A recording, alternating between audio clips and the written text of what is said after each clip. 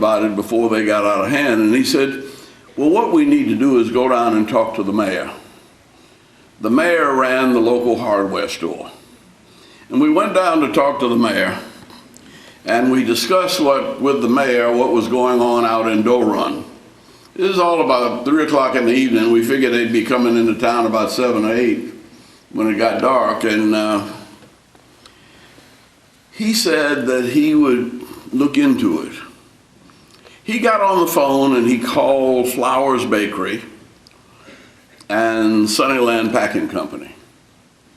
And they discussed the impact of the Klan on Thomasville. This is 1955. And he said, they have a right to meet, but we will not let them interfere with your voter registration drive. And so the Klan had its meeting on the courthouse steps, and we stood around and watched them. But they didn't come to intimidate us. The next morning, John Wesley Dobbs comes to town, and after church we have a big voter registration rally, and I run my first voter registration drive. And I learned 2 things. I learned, one, that the power in any city is in the hands of its major employers, and that the business community, whether we like it or not, politicians, the business community have more power and influence than we do as politicians. And when we can't get a 50% majority to make change as politicians, it doesn't take, if they see 10 or 15% impact on their profit line, then you get their attention and they're willing to act. And so that was where I learned the lesson that helped me to negotiate or to become a negotiator with Martin Luther King. It wasn't that I didn't see the importance of marching, or I really didn't see any sense in getting beat up. I got beat up, but it wasn't because I thought it was important and I didn't brag about it. That was dumb of me to get in that position to get beat up. But there were some people who liked to get beat up. And they bragged about how many times they got thrown in jail and how much they got beat up. That wasn't cool with me. But we went from the demonstrations at 12 o'clock. And Dr. King would not let me take part of the demonstrations, because after the demonstrations were over, I had to put on my suit and tie, and I had to walk down by myself through the downtown Birmingham to the Episcopal Church Diocesan House. And the Episcopal bishop would convene a group of men and women, no women back then, but businessmen from the city of Birmingham. And while all of the marches were going on, which were not getting us anywhere, the fact that we were not spending anything but food or medicine had gotten the attention of the business community. And they said, what can we do to get our business back?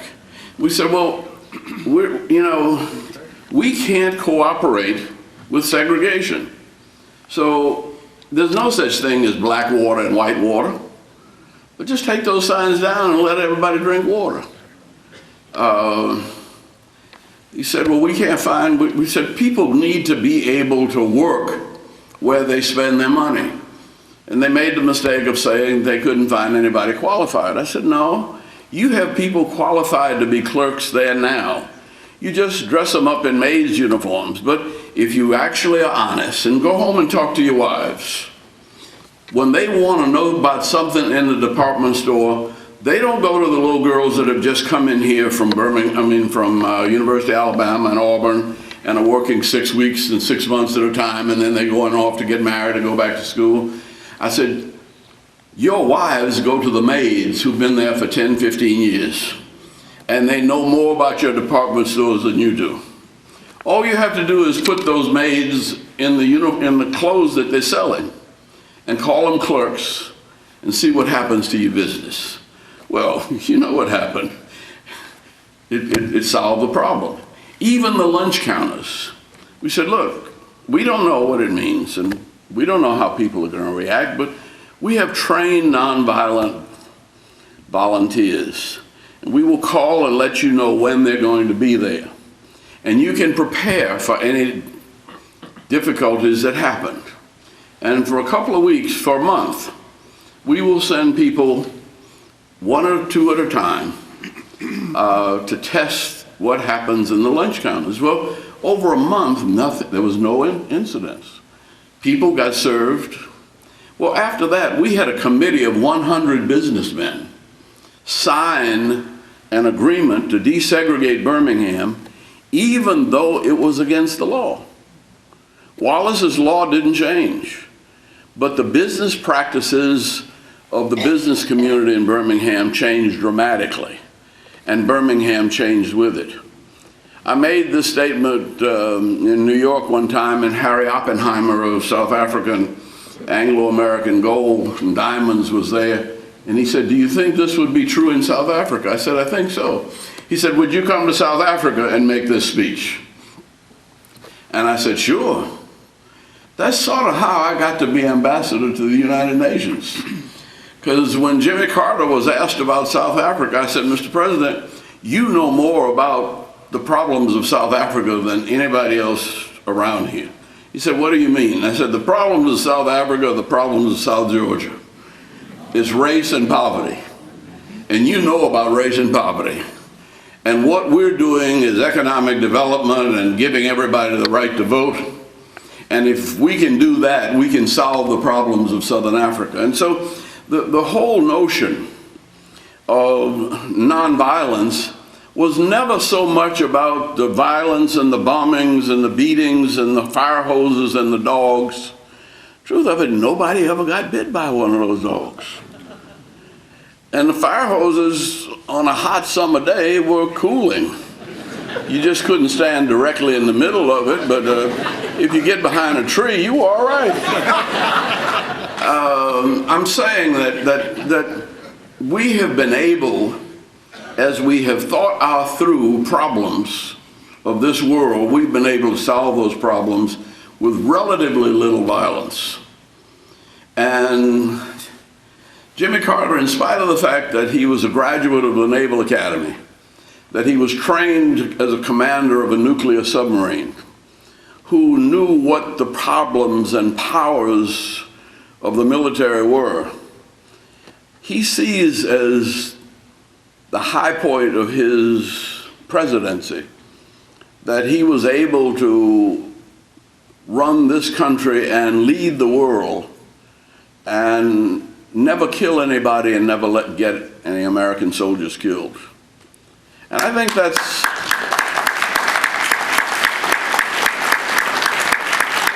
those are lessons we have learned in the South that are part of the outgrowth of race relations. And they still apply. Now, we have a country that's divided, and they're divided over nonsense. They're divided over the fact that they say we're spending ourselves into terrible deficit, our whole deficit, $16 trillion, but that's about what the economy of the United States is worth. What they haven't noticed, and it's on the cover of The Economist this month, and I suggest that you look at it, there's $21 trillion that's in tax havens offshore, and that's not being invested in anything. Now, I was on the banking committee when I was in Congress, and I knew back then, in 1980, when I was running for mayor, I knew then that there was $400 or $500 billion of oil money that was being kept in Swiss banks and European banks and Asian banks, and they were charging them interest to keep it. And that doesn't make good sense. They are charging people now to keep this tax haven. They're paying taxes. And, you know, let me take 1 minute as a preacher. Remember what happened to the one who buried the 1 talent?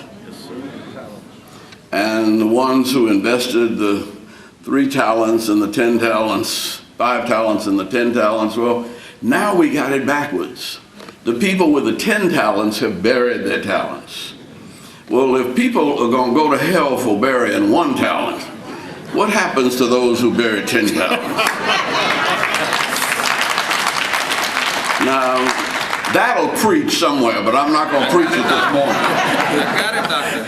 But what we did in Atlanta when I got to be mayor, and I knew I couldn't get much money from Washington because we were in deficit then, we went to Wall Street and we created tax-exempt municipal bonds. And almost anything and everything we wanted. If we could get the airport paid for itself. Very little taxpayer money in that airport, almost none. The Olympics paid for itself. We got corporate sponsors, and we raised $2.5 billion, and it didn't cost us but $2.4 billion. So we had almost $100 million left over, but the newspapers sued us to try, because they couldn't figure out we could do this without doing something wrong. So we ended up spending almost $100 in legal defense trying to prove that we hadn't stolen any money, we hadn't bribed anybody. We really put together good deals that everybody profited from. But the whole city of Atlanta profited from that airport. That airport, maybe, I can't even find out how much money it cost. Because when Maynard first signed up to start the airport, he signed a note for $300 million. Now, the state legislature is choking on $300 million for a stadium. Maynard signed, and all you do is sign your name. But you signed at the bottom. Deltas, Eastern, United, American, you know, even the parking lot attendants and everybody else is on before the city of Atlanta. So nobody can make any money till the debt is paid. So we've never had to, the city of Atlanta has never had to pay a penny on airport debt, because everybody else who signed on and who was making money had to pay debt service before they could take any profits. That's what the stadium is going to do. And when I got in, I signed another $350 million worth of revenue bonds. And because we needed another runway and we needed an international terminal. The closest I can estimate is we put close to $10 billion into that airport. But it's the busiest airport in the world. And when I left in 1990, it was employing 60,000 people. And it was generating $31.5 billion every year. So $10 billion to invest to get back $31 billion and 60,000 jobs, that's good business. I don't know why Georgia politicians can't understand good business, Calvin. No, they don't. They are reading all of this old neoconservative crap about deficits, and they acting like the United States government is somebody's corner grocery store that can't spend. But we write money, we create money, we invented money, we are money. And we've created so much that it's out there looking for safe places to invest. Now, since Kasim added that another $1.5 billion for that international terminal, the last report I had on the Atlanta airport was 434,000 jobs are directly related to that airport. And the profit stream, economic impact stream, every year is $52.3 billion. Now, that's good business, see? And it's continuing to grow. And we're going to build a stadium, and it's not going to cost anybody any money. It's going to create more jobs. It's going to generate more growth. And we're going to have a winning football team. But most of all, we're going to have a winning economy because we've learned to work together. Now, let me get into your business, Madam Mayor.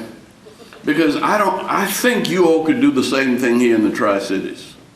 It might be hard for Columbus by itself to develop the credit rating. But if you put Columbus and Phoenix City and Fort Benning together, anything you all can conceive of, there are people out here who are anxious to finance it. And if you structure it right, it will pay for itself, it will generate jobs, it will generate wealth, and there's no better place in the world to live than South Georgia. And I know that, y'all supposed to clap. Because you don't know, I went down around Ludowici, and there was a brother down there that had, he had a 4-bedroom house, 2-car garage, playroom, living room, dining room. Looked like a mansion to me. I said, how do you afford this down here?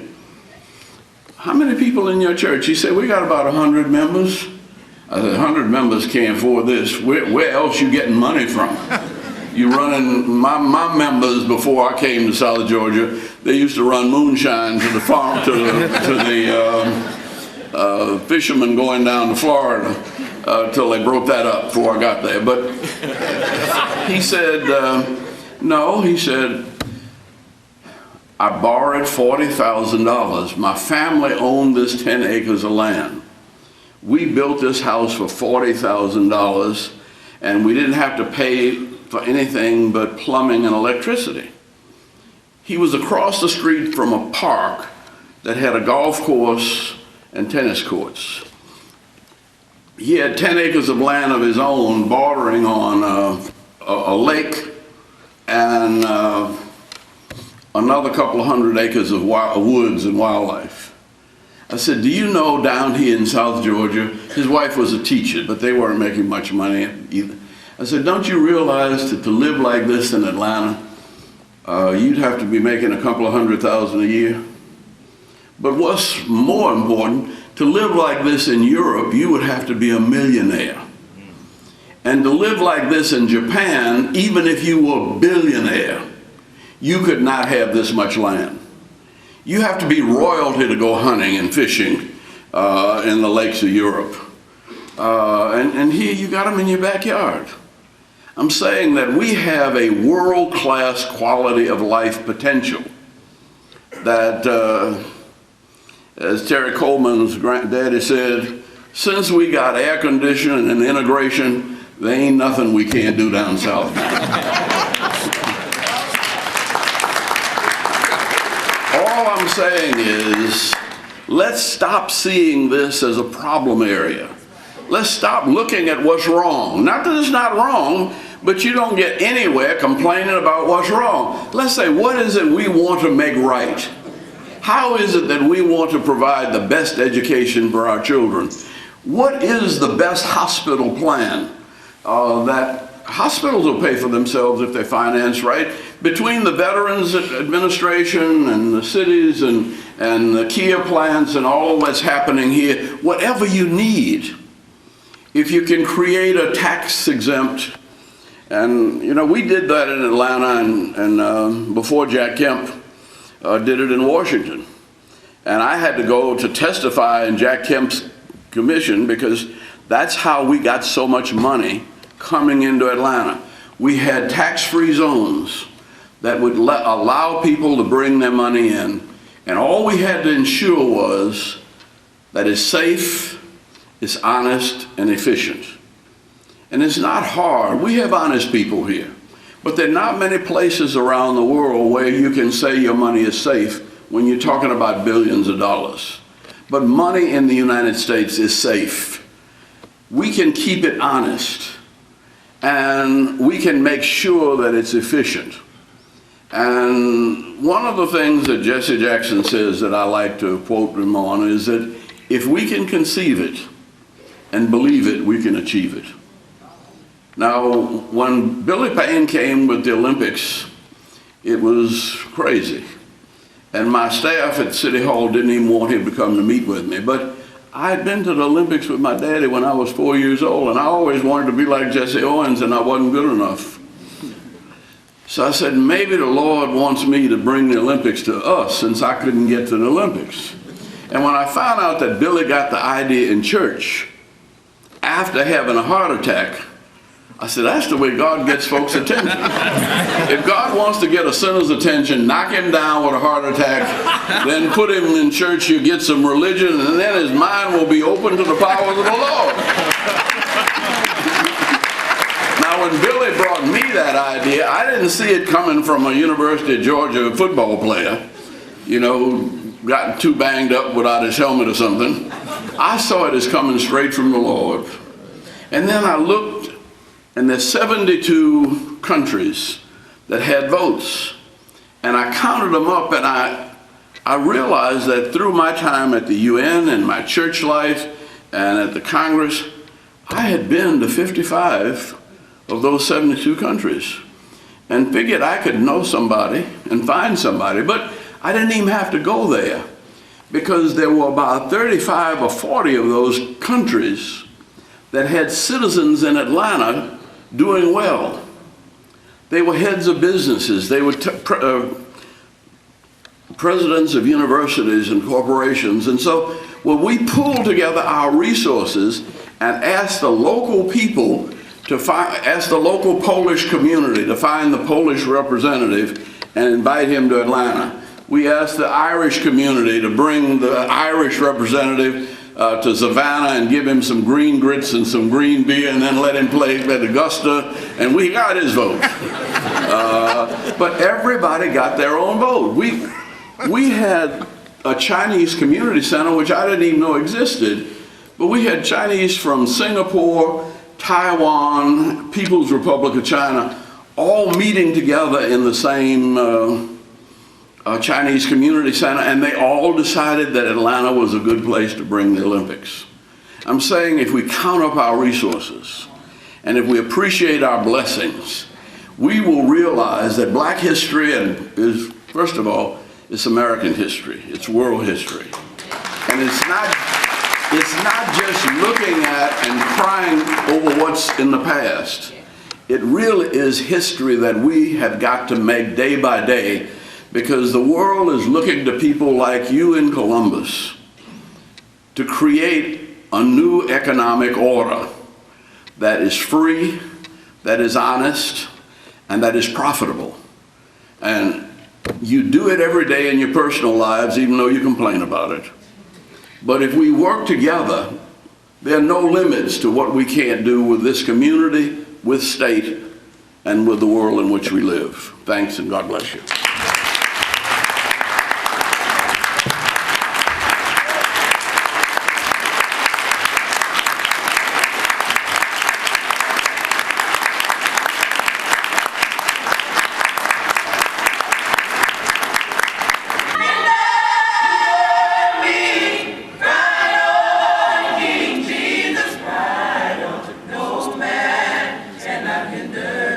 No man cannot hinder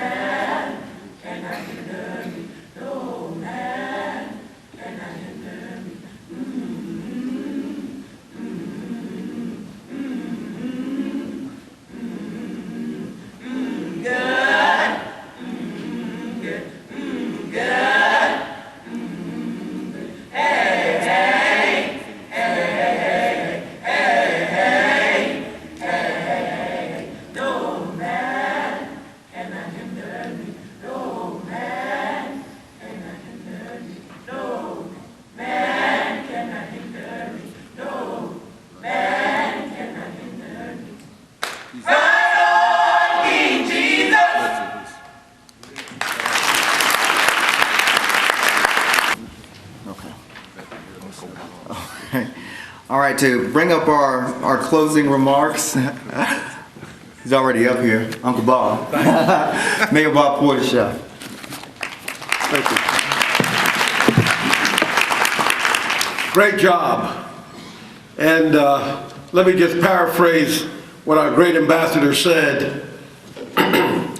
There's no history without taking into consideration whites, blacks, Hispanics, and Asian and Pacific Islanders and others. We're one people. And as Christ said, when he told you to love your neighbor as yourself, he didn't put any adjectives on it. We're all one. And when we leave this place, we ought to remember that and do something good for somebody. There are two things I want to do. First of all, I want to honor the signature sponsors, Aflac, Georgia Power, Kia, Butler, Wooten, and Freihofer, CB&T, TIC, Federal Credit Union, Virginia College, Columbus Regional, Columbus Waterworks, Hatcher Stubbs, St. Francis, Judge Art Smith, WTVM, our own Congressman and Mrs. Sanford Bishop, Meade Westvaco, Lithochrome, Atmos Energy, and Columbus Technical College. And I think they deserve a big hand. They make this what this is. And secondly, without further ado, I'd like to have Elaine Gillespie come up here. She's on the staff of Congressman Bishop, has done a great job. Elaine, up here.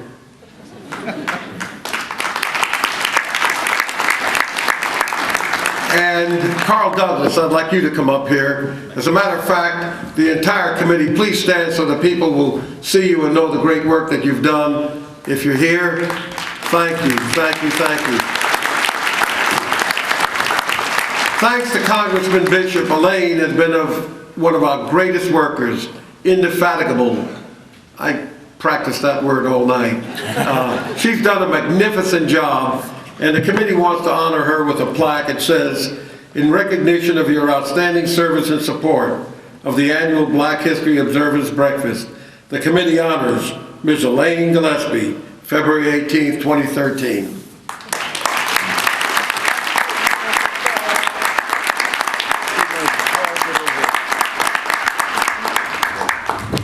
Can we stand next to my boss? Yes, of course. There he is. Boss me. Over the ambassador's head.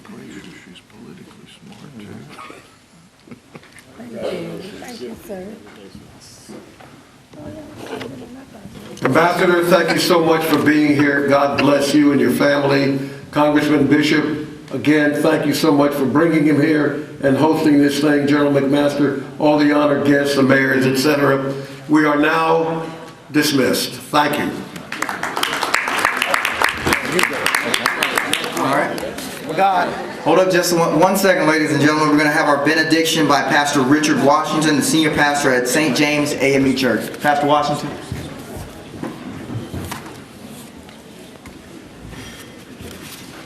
May you have peace today. May you encourage one another with love. And may God's presence keep you safe.